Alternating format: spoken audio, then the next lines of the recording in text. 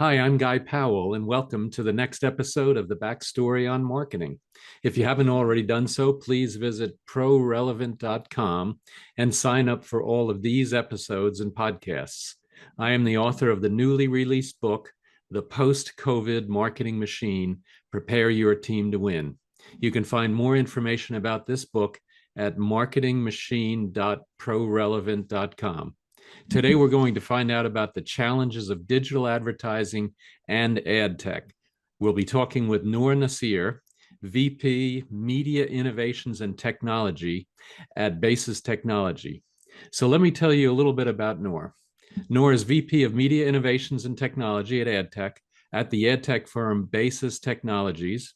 She leads client thought leadership and innovative digital media strategy development. She guides clients on how to evolve media strategy to accommodate the fast-changing consumer behavior and media trends.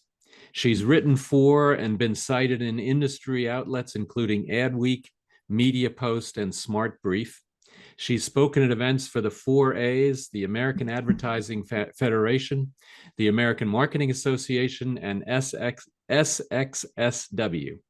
She hosts the AdTech podcast, AdTech Unfiltered. And prior to Basis Technologies, Noor served in media roles at Starcom MediaVest Group. And she is a graduate of Northwestern University. Welcome, Noor. Thanks, Guy. Thanks for having me. Absolutely. It's so good to have you as well, and look forward to the discussion. So tell us a little bit about your backstory and how you got into marketing. Sure. So I think at some point when I was probably in junior high or high school, sometimes you don't have a single desired career path. Maybe there's a couple different paths you're thinking of. And I think marketing was one of those for me. But what that actually meant and what I would actually do wasn't clear. And I don't think it was clear for quite some time. And eventually you graduate from college and you start looking for work. And the media or advertising angle of marketing is what became applicable and or accessible to me. So I applied for an opportunity after working very briefly in finance, very briefly. And I just knew that going full blown exclusively into the finance sector wasn't quite right. So I was looking to do something that was that mix of both analytical skills and some more of those creative skills as well. So I applied to a role at Starcom MediaVest Group as a media planner and buyer. And I haven't really taken a look back from the advertising and digital advertising world since. Yeah, absolutely, and certainly with Northwestern and I went to University of Chicago. The analytical side stuck with me. I stayed in marketing, but I still have the analytics side. So, and I think combining analytics and marketing is really a great combination. That's for sure. So you're Uh, at Basis Technologies now. So tell us about Basis. yes. So eventually, I think the reality of our business, the marketing sector and world, is that it's increasingly focused on analytical assessment or optimizing, making sure you really understand the return on investment. And so going down a pathway that was increasingly digitally focused felt like the right pathway for me. So there was an opportunity to work at a company that was focused on digital advertising software at the time, and eventually what would evolve into ad tech called Centro. Now, many years later, Centro was rebranded to Basis Technologies in 2021. And so I've been with the company for quite a few years now. It's been over a decade. And there were more opportunities that enabled me to get more acquainted with a company that's trying to solve for a lot of challenges that exist in the digital advertising space. So that's how I got here. Yeah, not bad. Well, the and it's amazing. And as we get further into the discussion, it is amazing what some of those challenges are. And then it's not only the challenges, but it's also the change in the challenges because they keep changing every day. And so we met at an AMA meeting, and where you were the moderator of a group, and one of the persistent topics is digital marketing and the future of audience targeting. And so, for example, in Q4 of last year, the IAB reported a dramatic reduction in third-party identifiers. And so I guess the question then is, how should marketers interpret that news? Sure. So to even give a little more background and context to that, I'll say that that's a topic that I do a lot of exploration in, because my focus is on learning about emerging trends and topics that are challenging marketers, advertisers, brands, and agencies. And so one of those topics in the event that Guy and I had met each other at an AMA event, the topic of focus was the cookieless future and the future of audiences. So found a couple of stats to just try to continue to illuminate the fact that we're moving increasingly towards a world in which some of the things that have attracted us about digital marketing and advertising are going to continue to be depleted, and then at some point they'll be totally extinguished. We're going to have to turn to new sources of gathering data on audiences. So to that point that Guy brought up earlier, as far as the IAB reporting this serious reduction in ad signals, that is a reflection of us moving towards this world where cookies, or third-party cookies, which so many marketers have been acclimated to relying upon, are eventually not going to be available. So looking at that as a challenge, as an opportunity for people in the marketing space at large to figure out how we can identify solutions to deal with the fact that something we've been so accustomed to relying upon, so we can find audiences simplistically and frankly without permission, is something that we can't do moving forward. Now we're going to need to figure out how we're going to fill that gap with permission, so that we can be considerate of people's privacy, and we can still get data on what individuals are doing, but explicitly with their permission. So that's just giving a little bit of background on this particular topic, and the fact that there is this overarching reduction of something that we've been so accustomed to leveraging.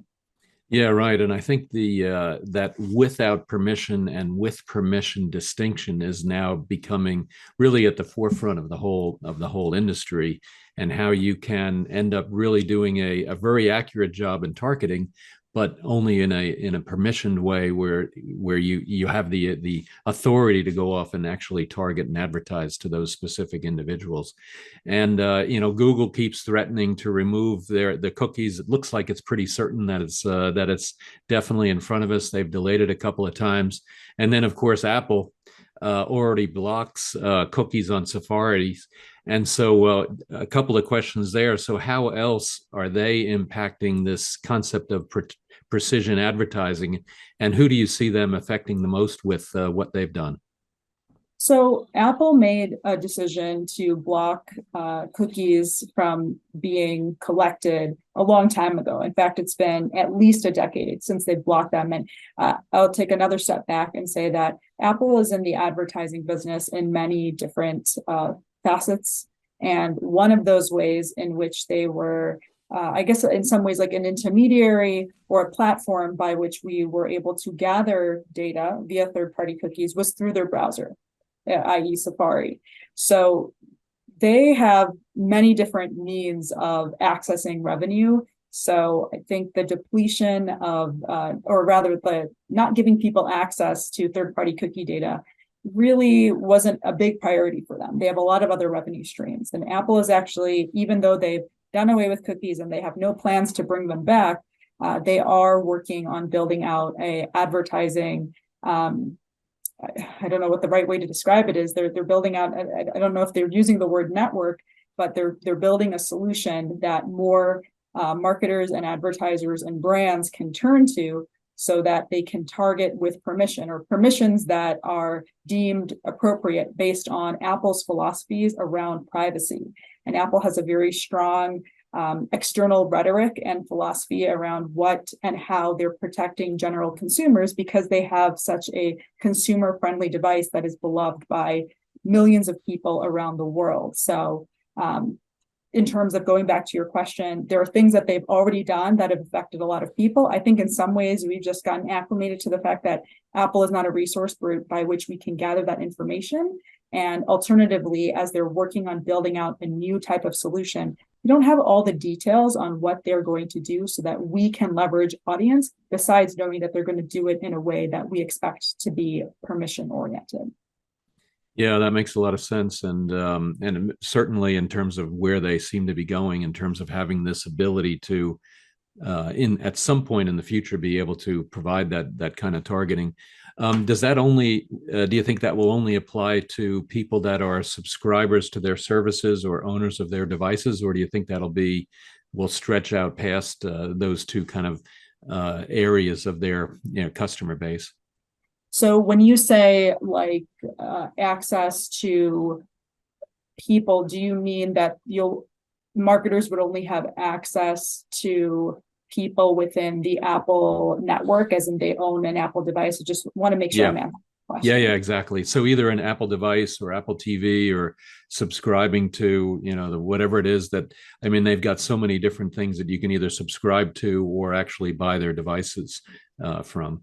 Yeah, I believe that is the case. And I think that's a part of their the cachet of leveraging something that's available by Apple, is that it's exclusively available through their network of devices. You can't get access to this very specific profile of people and this popular network of people unless you're tapping into their solution. So that doesn't mean that you can't reach people on Apple devices. Alternatively, you can, but oftentimes it's going to be with more derivative data sources, and it's not going to be direct from Apple, who, they have all the, nuts and bolts and specifics around their user bases. And I think they're still architecting exactly what that's going to look like as they continue to flesh out what their Mm. solutions are going to be.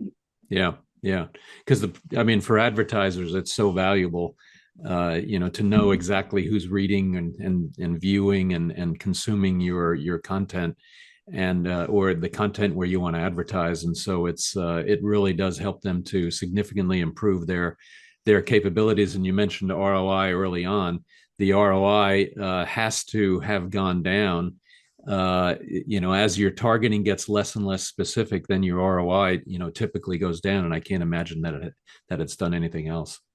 Yeah, I think that's right. And I don't think that I don't think, and obviously I haven't spoken very recently to any advertising executives over at Apple, but I don't feel like it is in their like long-term or short-term goals to solve for some of the loss that is inevitably being suffered from an ROI perspective, but they are giving people an opportunity to target how we'll be able to target, how we're going to feel more comfortable, both as marketers and as consumers. Sharing that data and leveraging that data is to be seen. So there's a lot of, I think there's some mystery and there's definitely curiosity around what they cook up, especially since Apple had originally come up with a advertising network called iAd a little over a decade ago.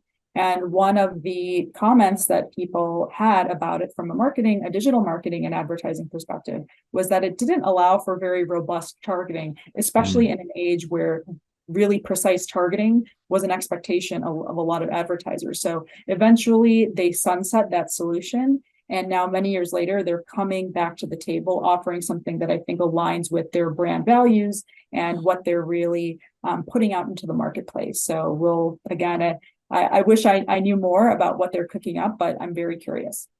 Yeah, I think where you all are, I think all of my clients and certainly yours as well would just like to have certainty about what the future is, and I guess in the tech world you can't really get certainty, at least not for very long. There's so much competition and change going on. Well, so it seems like Apple was the first really to remove and block cookies on Safari, and then it looks like next year, looking forward, then it really will be with where third-party cookies will go away altogether. And so, what do you think will happen then? If we've lost then Apple, and then now probably everything. So, what do you think is on the horizon once that happens? Yeah, there are other browsers that have also done away with cookies because they have a similar type of philosophy as far as collecting data or not collecting certain types of data that have otherwise been popularly collected. So it's the fact that Google Chrome in particular, which is by far the most popular web browser in, I think, the world, will no longer be collecting that kind of data. So as far as what things will look like at that point, I think this interim period where advertisers and brands and marketers have a responsibility to figure out what is our next step forward. What are we going to do when these cookies are no longer available? What are acceptable solutions that we're open to testing today so that we're not completely caught off guard in the event that cookies are completely gone. And I know I haven't really gone into the details of this, and I know you have a broad spectrum of different types of marketers who come and listen to your podcast, Guy. So I'll share a bit about that. The nature of third-party cookies is that we're essentially, there's really no other way of saying it, we're tracking what people are doing as they're browsing across the web and as they're going from website to website. And that type of collection allows us to really understand customers or people's intentions or habits, behaviors, the likelihood with which they may take some sort of subsequent behavior. So, for example, if I go to Guy's website, that I probably know something about Guy, or I'm curious about something that Guy is offering, or I've listened to something in association with him. So I could be in a segment of the population that, in theory, if I wanted to retarget from an advertising perspective, me demonstrating that behavior online is probably at least reason enough to maybe retarget me with new messaging associated with maybe products or services that Guy is bringing to the table, for instance. So not even having that, which that's a pretty baseline type of third-party cookie tactic that a lot of digital marketers and advertisers have been using, taking that off the table is going to be a really hard blow for many advertisers who have liked the speed with which they've been able to build out audiences and the lack of kind of responsibility that came with actually effectively enabling that type of solution. So to go back to the point of what are people going to do, they need to test now. They need to look at what some alternative solutions are so that they aren't caught off guard. And there's no reason to be caught off guard because this is the time to figure out what you are open to stomaching and what can be potentially filling the gap as far as what cookies will no longer allow. Yeah, absolutely. I was actually I was showing one of our employees what retargeting meant. And it is incredible how fast a website or a vendor can turn around your clicks on their website to advertising in your browser. So I buy my shirts, this shirt as well, from paulfrederick.com. And so I can go into their site and I can click on a green shirt or a blue shirt or whatever it happens to be. And within seconds on the next browser window that I go to, that specific shirt will show up. And it's truly amazing how fast it works. It is really amazing how fast that whole process works. And unfortunately, well, I guess, that is the question. Will retargeting be totally gone, or is that, or will just be less capable, or what do you see happening there? Yeah, I mean, that goes back to the concept of what the tracking enables, is that I went to that shirt's website and now it's enabled, the third-party cookie is enabling me to track from that site to a subsequent site. And moving into the future, that tracking, that cross-site tracking capacity is what is going to be erased when all these web browsers don't allow us to do that. So, I mean, I once would ask a question just like that Guy. I would think, well, that can't possibly be gone. I mean, from the perspective of a digital marketer, it just seems like such a perfect opportunity. I think this is a perspective that some people have, is that as a whole, everybody I'm not even going to say a marketing perspective, from a data collection perspective. And it's not just marketers. Other people are in the business of just collecting data and selling data and using data for okay, good, and terrible purposes. There's all different reasons why people collect data. But in the grand scheme of things, people were doing it maybe too often for nefarious reasons. They were using it in ways that they shouldn't. And it wasn't just the initial collection, it was the disbursement of the data thereafter in ways that would really scare people if they knew a lot about it. I don't think the vast majority of digital advertisers and marketers are in that business. They're not looking to use it that way, and they haven't been necessarily using it that way. But it's kind of like the fact that there have been those cohorts out there that have sort of ruined it in part for the rest of us. Yeah, absolutely. And I think one of the challenges too is that when I click on a site and I accept the cookies, we don't really know what we're accepting. I don't think anybody reads it. And there just isn't enough time in the day to read all of that and then read it on, it could be 10 or 15 new sites every day that you might visit. And there's no way you're going to have time to actually read all of that and know exactly, well, they're not going to share my data. They are going to share my data. They're only going to share it a little bit. And, whether it's nefarious or whether it's even on the up and up, nevertheless, by clicking that accept, you've given them almost a carte blanche to use your data the way you want, or the way they want. And which kind of also brings up the question of, is that why is it that I do not own my data? I mean, they are making potentially money off of my data. Why don't I own it? And that brings up this concept of of zero party data. Maybe you could talk a little bit about that and what role that might play as we move forward to in terms of audience targeting and what have you in the new cookieless world. I think it's a little mysterious, or the jury's still out on what really distinguishes truly zero-party data from first-party data, in that people want to very specifically classify zero-party data as data that you have proactively and intentionally shared with a brand.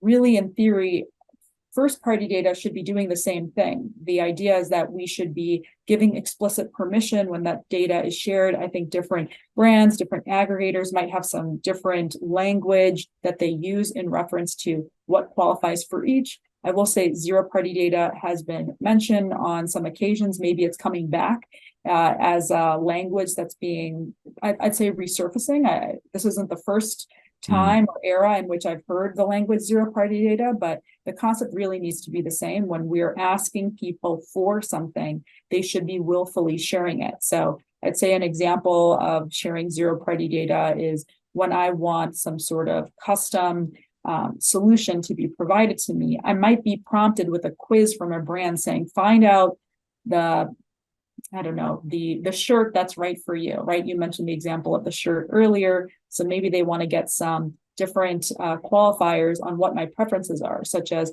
what fit do I like? Do I like a tight fit? Do I like a loose fit? Do I like a medium fit? Do I like a crew neck shirt? Do I like a long sleeve shirt? What type of material do I like?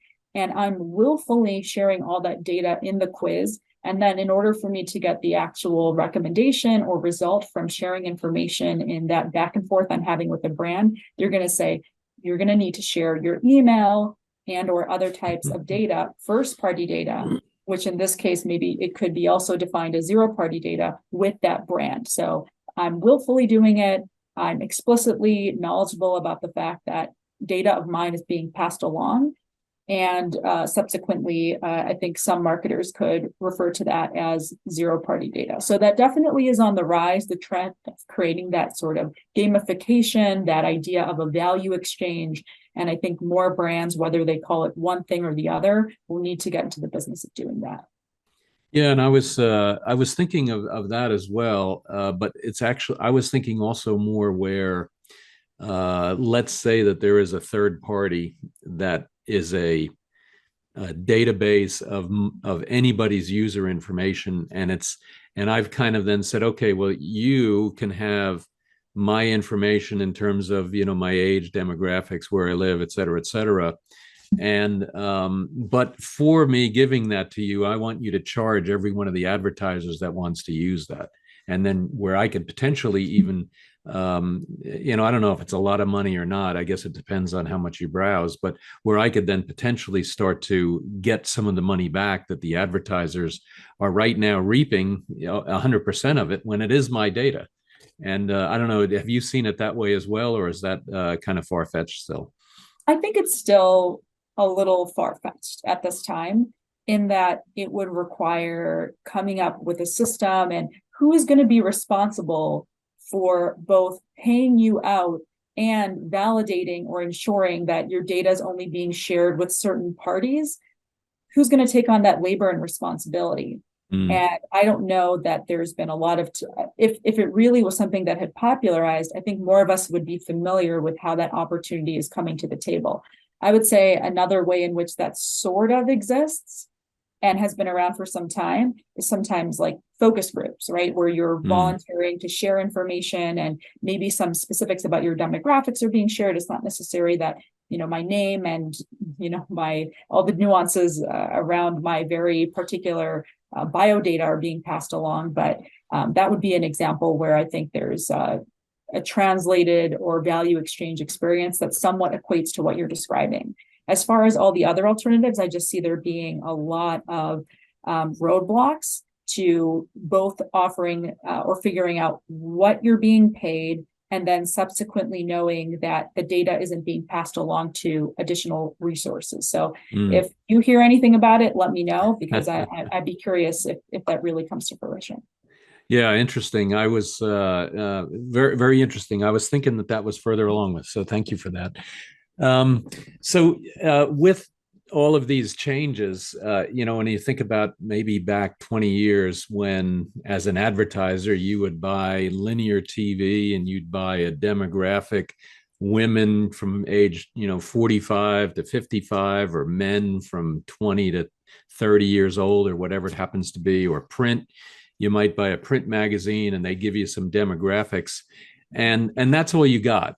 Now it might be, in some cases that with print, you might have filled out as a subscriber, you might have filled out a BRC card, a business reply code card, and so you might have been able to give a little bit more specificity as to who you were, but nevertheless, at least nowadays, we would consider that pretty fuzzy targeting. 20 years ago, that was actually considered pretty accurate. And so do you think digital marketing will eventually be that fuzzy, or do you think there'll be some kind of a middle period in terms of where we are today with cookie-based targeting versus where we're going to go versus where print and other traditional media might be? I think it will be a combination, not necessarily just in the middle, but it will depend on how much labor any marketer wants to put into permissibly collecting very specific data points, and then figuring out how you can let the users of that data, or rather the folks that give you that data, let them know that this is subsequently being used. So I would say, for instance, banks do a really good job of, at least in my experience, they send me communication and they let me know, these are ways in which we won't share your data. These are ways in which we will share it. These are areas in which you can affect or control the sharing of that data. These are areas where you can't. And sometimes I look at those things and I think, well, at least it's being communicated to me. But in some ways, I don't know enough about what I could potentially change, and why there are things that I'm not in control of, and why the bank is in control of that type of collection. And alternatively, like looking at other types of collection that potentially can be done or should be done. I think we have to wait and see what that ultimately looks like. Yeah, interesting. And, one thing that we've seen, and I hate to say it, the 20 years I've been doing marketing analytics since then. And, there's no question that the ROI of a lot of the offline traditional channels like print and TV has gone down, and the ROI of digital, where the targeting got better and better and better and better, the ROI of that just skyrocketed, really. And now, actually, even today, before the cookieless future, so to speak, takes hold, print and some of the other publications, these fuzzy targeting has actually started to come back. And it may be just because they're not advertising as much there, and so you have a smaller audience, but you have maybe a more unique audience, and it might be because of that. But what I would expect, and I think you've been hinting at it and saying it as well, is that as these targeting mechanisms kind of go down, then the ROI of those channels are going to go down a little bit, which then means that the shift again will be a little bit away from digital and a little bit back to some of the traditional channels. Is that kind of what you're expecting as well? Yeah, I definitely think that's the larger point to share, is that we are going to move back to a middle ground, but that there will be variation. So to your earlier point, it is going to go back to being a little bit more fuzzy. In some instances, there's no way around it without some of the cookie-oriented targeting and other type of identifiers that have been historically known to be permissible and expected to be permissible for an extended period of time. So some things will just be fuzzy. And then in other instances, I think when some brands are able to figure out, I can offer enough value to my customers or audiences in a way in which they want to share this data with me, and I can let them know how the data is going to be used, then those people will have a increasingly rare opportunity to continue to target with purpose. But it just won't be as simplistic as just inadvertent isn't quite the right word. It's that consumers have been unconscious to the fact that so much collection is happening in relation to them. And on a subconscious level, they see that, oh yeah, that ad is relevant to me, but they're not always processing the fact that they have been put into a funnel based on the fact that their behavior has been essentially spied upon. And I'm saying that as a person who works in this business. I don't know that it's always a terrible thing, right? If I patron a store and I visited that store, I have an intention around it, then in theory, if I was asked to sign up for a mailing list, it's okay for them to retarget me. Assume that you went into a store and there was just video surveillance footage of the fact that you went, and then they were retargeting you. That's kind of the way that third-party cookies have operated. So there are going to be instances in which we will not be able to target the way that we once did. And it's going to either require one of two things: a lot of creativity to figure out how do we work around the fact that this collection isn't going to be as easy as it once was, or what is some alternative that we are going to be open to, knowing it's not going to be as effective or as easy as it once was. Yeah, exactly. I relate an experience that my wife and I had. We went out shopping for a new car. Well, actually, it might have been now maybe 8 or 9 months ago. And we went to Toyota, Kia, and I don't know, a handful of other dealerships. And then we went online to get more information. And I was really surprised that the only company with a highly considered product like a new car, that the only company that immediately retargeted me was Kia. So, and I purposefully went on, and I said, well, I'm going to go on here. I told my wife, I'm going to go on here. We're not going to be in stealth mode, even though I know I'm going to get retargeted. And I was really surprised that Kia was the only one that immediately responded with retargeting me. And then we even got the retargeting, after doing the investigation on our laptop, we got retargeted on our smart TV. And then within 2 days, GM finally came back, and then they started retargeting me, and only for a couple of days on the TV. And then otherwise everything was gone. I would have thought that for a highly considered product like that, it would have lasted a lot longer.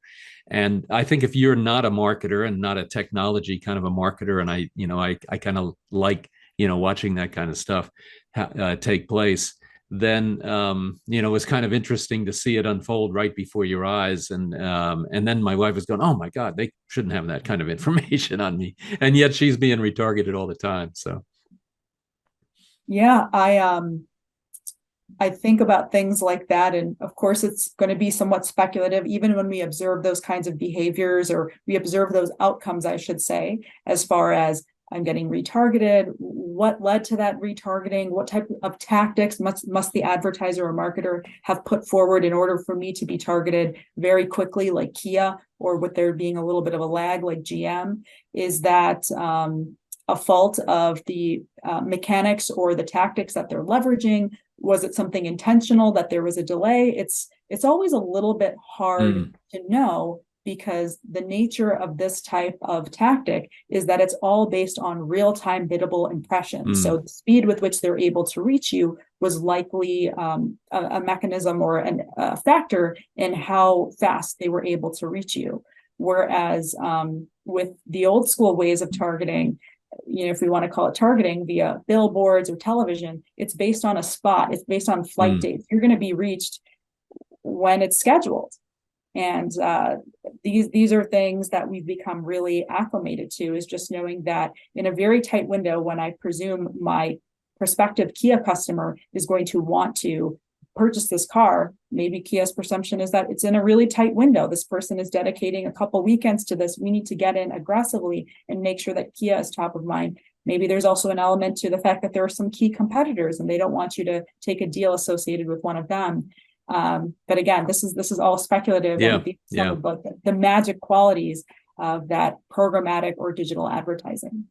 Well, and you bring up a good point too, and I appreciate your feedback there. It's also it's not only whether they wanted to or not, but it's also what the technology was underlying it and what their overall strategy might have been for those weeks and months or whatever it was when we were looking. And then also whether they were willing to bid enough. It could have been that Kia's sales were low and they said, hey, we're going to bid a whole bunch of money for this thing. And everybody else, their sales, they were happy they couldn't, or that during COVID they couldn't get the parts, so they didn't really need the demand, so they cut way back. So that's a really good point as well. Let me change the topic a little bit. I always like to talk about younger marketers getting into the business of marketing. And so what kind of advice would you give a young marketer, and then also specifically a young marketer as well that might want to be getting into digital advertising? Sure. So going back to that origin story I was sharing with you, is that I thought I wanted to work in marketing. I heard there was a creativity element and there's a business element, but there was a lot of vagueness, even though I had taken a lot of marketing classes in college. So I think getting acquainted through doing some Googling, understanding what different types of vocations are from an entry-level perspective first, even if you don't plan to apply to them, educate yourself, and then learn a little bit about what potential career pathways are going to be too. Of course, you may break away and not go down different paths, but get familiar. And then you want to start applying to internships. I know it's oftentimes a competitive labor market. I've heard a lot of different types of trends in the advertising space. There was the Great Resignation, and ultimately we've now dealt with a lot of terrible layoffs affecting the digital advertising and ad tech sector. So young people really want to familiarize themselves with what type of pathway do I want to go down, because I do think it's a competitive workspace. And thinking about, what do I really want to do? What are some of the skill sets I could bring to the table? And then ultimately you've got to intern, right? I think interning is a safe pathway to test without needing to marry yourself to a particular company or brand. So that's where I would start things off, and kind of go from there. It incidentally worked out for me that I worked initially at Starcom MediaVest Group, and they have a rotational program where internally you can test different departments or different brands, and there are different responsibilities because it's a global holding company. So there's a lot of opportunity. So that is also something I would recommend. If you can move to, and it makes sense for you, to a bigger city where there's more opportunity to try a lot of things and it's just baked in, so you don't have to do the heartbreaking work of saying, actually, this isn't for me. I'm ready to cut out early, and you feel uncomfortable about that. That would be another recommendation for me. Yeah, that makes a lot of sense. And I think you're right, though. And I think a lot of young folks coming out of college that I've been interviewing over the years, those that have done the research and have really, understand kind of, at least at some level, that they've done some research to really understand what the differences are and potentially even what the challenges are or the opportunities really are. Those marketers definitely stand out much better than those that haven't done the research. Yeah, so thank you for that. Before we close, is there anything else that you'd like to add? Yeah, I mean, I think that last question you asked about the young marketers piece is something that's really taking me back to when I was young. And I've also interviewed a lot of people, and it makes me think about sometimes hearing from young applicants and sensing that that type of research has been done or hasn't been done, or there is a familiarity or there isn't one. And you'll always have a massive leg up by putting in time. And I don't mean like a quick weekend of study or a quick night of study before you try to regurgitate things to somebody in the interviewing process. I mean, really committing yourself. I find a lot of people are reluctant to that. Working in this business requires like a daily commitment. And maybe that's true for a lot of different opportunities and sectors and industries, but it's especially true in the ad tech and digital advertising space, where we're standing on shaky ground. The topic we've discussed across this podcast is something that is frightening a lot of people because it is impacting something that is we're so reliant upon for so many tactics and ad campaigns to be successful. So we all need to make that constant commitment. So if you're not ready to make it at the very, very beginning, you're not setting yourself up for the success or the responsibility that you're going to take on as you continue to work in the digital marketing landscape. So that's just one more additional point to make. Well, and I think it's also a signal to the potential hiring company and hiring manager that you're going to put in the extra effort to learn more and then be able to add more value a lot more quickly than somebody that doesn't want to put in that effort. And I think that's a big deal, especially when you're hiring a new graduate. What you're really hiring is on potential, on perceived potential of what that graduate can do. And so if they're not willing to show that they're ready to make that step and that commitment and learning and understanding, then it does not give them the leg up that they might otherwise need. Absolutely. Yeah. Well, with that, we're kind of out of time. As much as I'd love to keep going, I think this topic is going to, well, it's definitely going to keep going for the next couple of years, I guess, as there's going to be so many changes, and then once the changes take place, and then understanding what the changes are. But with that, Noor, thank you so much. It's really great to have you, and really appreciate it. Where can folks go to find out more about you and your company? Sure.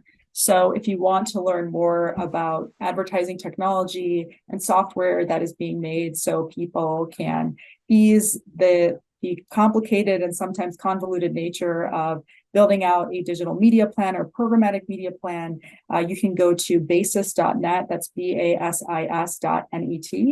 And there's a lot of resources to educate yourself. I know Guy and I had some conversation today, and people want to learn more. People ask me in person when I, have conversations or meet clients, how do I learn more? I need to learn more about this topic. Basis.net has a lot of resources to educate yourself on all things ad tech. Yeah, and as a matter of fact, I was just listening to one of your videos today. So there's definitely a lot out there, and really appreciate it. Noor, thank you so much. Really appreciate it. And for our viewers, please stay tuned for many other videos in this series of the backstory on marketing. Otherwise, please visit marketingmachine.prorelevant.com to download the first chapter of my book and other valuable excerpts. And don't forget to sign up for more episodes. And if you really like this one, please give it 5 stars.